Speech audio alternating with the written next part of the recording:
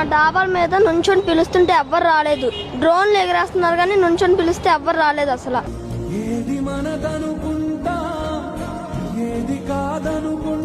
ఎవ్వరు రాలేదు. ఆ తర్వాత లాస్ట్ లో ఎవరో మా పక్కింటి వాళ్ళు ఫోన్ చేసి డబ్బులు ఇస్తే అప్పుడు వాళ్ళు వచ్చారు. మమ్మల్ని చూసి మమ్మల్ని ఎక్కించుకున్నారు. ఈ రోజు 5 రోజులు అవుతుంది ఈ రోజుకి వచ్చి. ఇప్పుడు దాకా వాటర్ తగ్గల.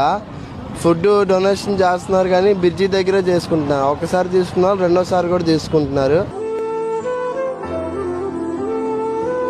ఫుడ్ సందులోకి వచ్చి ఎవరు డొనేట్ చేయట్లా. ఎవరి కాళ్ళు తీసుకుని ముసలోళ్ళైనా ఎవరైనా వచ్చి తీసుకుని వెళ్తున్నారు.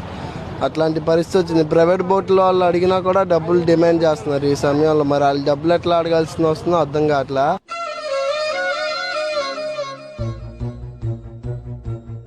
ఎన్డీఆర్ఎఫ్ వాళ్ళు అయితే వస్తున్నారు కానీ వాళ్ళు 4 వస్తున్నారు, 5గురిని 6గురిని ఎక్కించుకొని వెళ్తున్నారు కానీ ఈ మెయిన్ రోడ్ల మీదే తిరుగుతున్నారు. సందుల్లోకి ఎవరు రావట్లేదు అన్న, మెయిన్ స్ట్రీట్లలోకి రావట్లా.